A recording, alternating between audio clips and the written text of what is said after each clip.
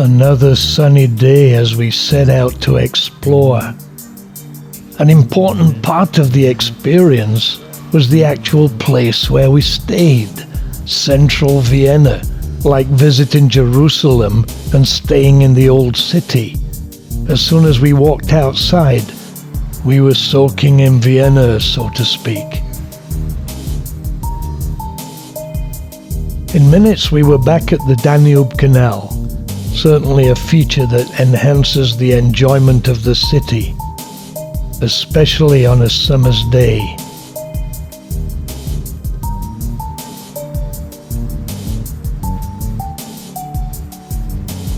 First job was to get the boat tickets to Bratislava for the next day.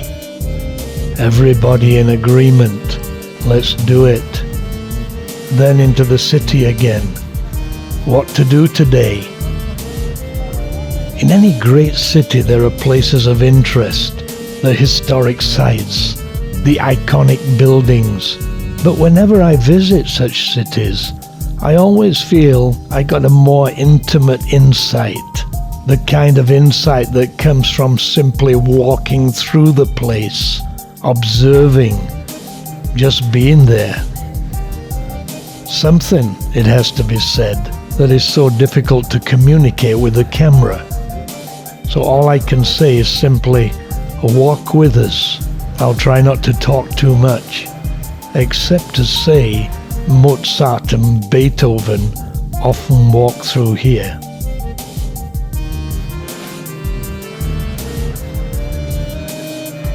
It was here, St. Stephen's Church, that Beethoven discovered the absolute totality of his deafness when he saw birds fly out of the bell tower as a result of the bells tolling, and realized he had not heard the bells. A walk through Vienna certainly has some unusual pathways, even through the courtyards of buildings.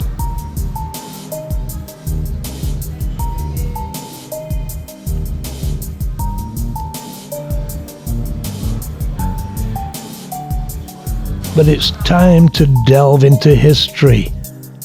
This is the apartment building where Mozart lived in his heyday, now preserved and open to the public. It's called Mozart House and costs €11 to visit.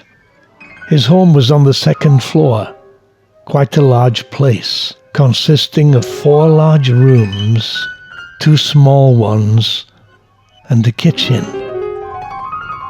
No filming inside is allowed. He moved out of here in 1788 and died in his home in the suburbs on the 5th of December 1791, when he was only 35. The cause of his death uncertain, but recent studies speculate it was a bacterial infection that caused other complications. We continued our walk into the heart of Vienna, always aware that this was one of the most important cities of its day.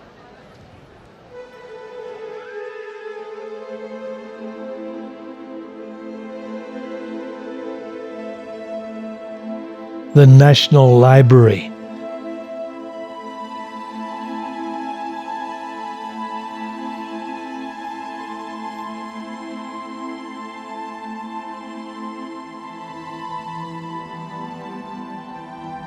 Then on to the Romanesque St. Michael's Church.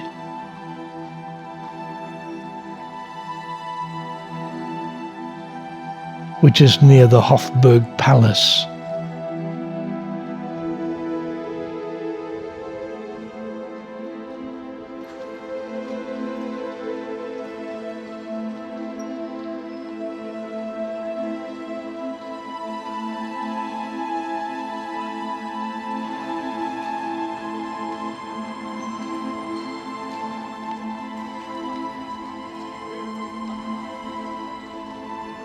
But it's time for lunch, and this has to be one of the best locations in Vienna,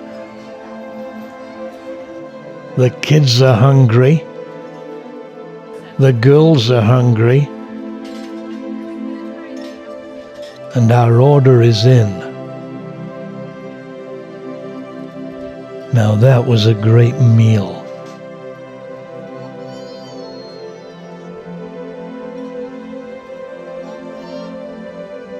I had the Vienna schnitzel again and a Vienna coffee. Dessert was apple strudel with fresh cream. And don't ask how much it cost, but it was worth it. And the waiters were first class too, and great views.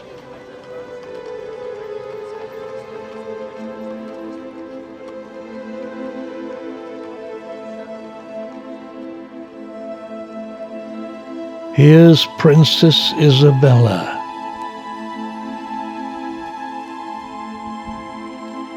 Stop! She's very obedient. She gave the food a high five. Ben always finds things to do. He loves water, and our friendly waiter obliges. Early evening, sun setting. Here one embraces the atmosphere all the more. The statue is Kaiser Francis I, first Emperor of Austria, who before that was actually Francis II, the last Holy Roman Emperor.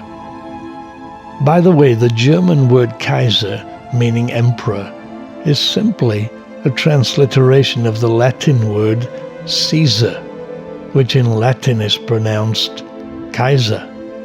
Just over 100 years ago, Vienna was the imperial capital of the vast Austro-Hungarian Empire that included about a dozen present European countries.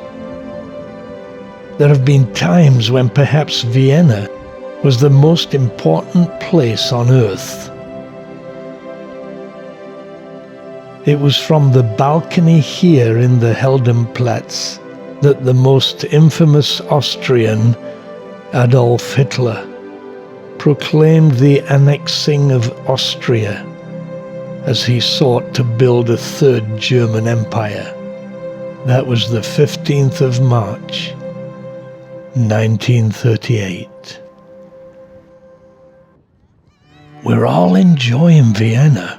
Once we understand the importance of the place, we better understand the grandeur of it.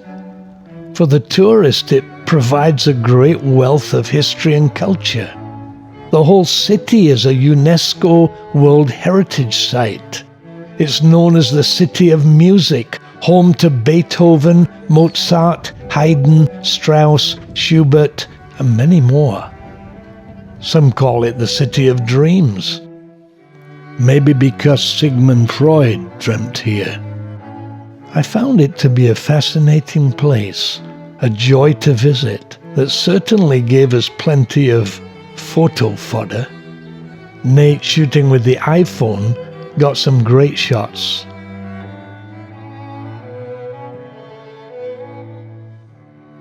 The sky was very cooperative. The dark clouds creating a great atmosphere.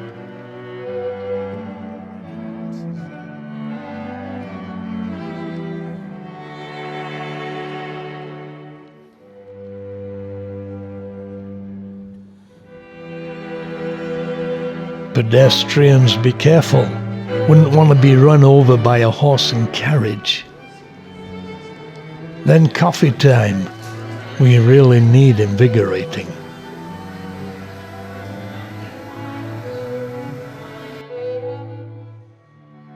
Final plan for the day is to go to the Prater Museum Park. We need to take the U-Bahn or underground railway, so as evening falls, we have an enjoyable walk through the city, as the kids enjoy an enjoyable nap.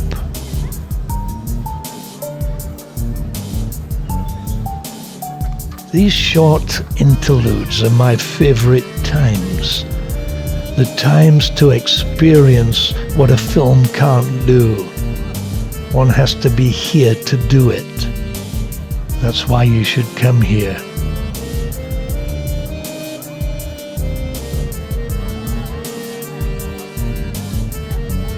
The train is relatively new, fun and efficient.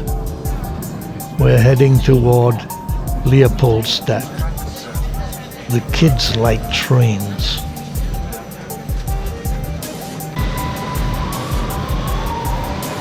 In no time we arrive. Loving parents take their kids to the fun park. So here we are.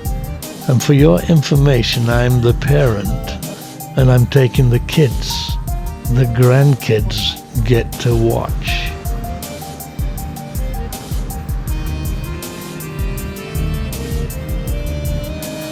The big attraction is the Vienna Giant Wheel, a 212-foot tall Ferris wheel that is one of the oldest.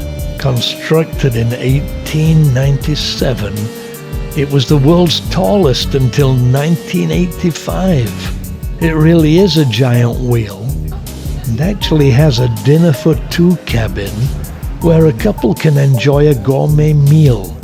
Now that has to be unique. A romantic setting and wine and a 3-course menu only cost €345 for two. A real bargain. The kids had a ball, and we got great views over the city as the sun set. In World War II, it was owned by a Jew, Edward Steiner, who was shipped off to Auschwitz and murdered. Nate was blowing raspberries on Ben's tummy, and an Austrian girl next to me told me with a huge grin, "My dad used to do that to me." Precious moments, memories. Then it was playtime. Do we ever have fun? One more time, slow motion.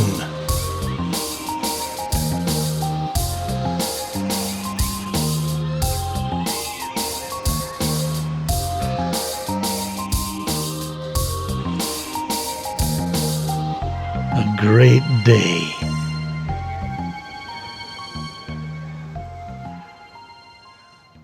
Next on Excion.org, a trip to Bratislava, the capital of Slovakia. From Vienna, a 75-minute trip down the Danube on a 50 miles an hour hydrofoil, a ride through the city. The trams, Bratislava Castle on the hill, with great views over 3 nations. The historic city, shopping, eating, having fun, contemplating, and enjoying the music, the coffee, and the sights.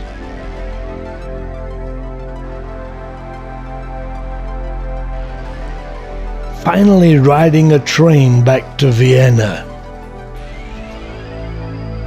Another great adventure.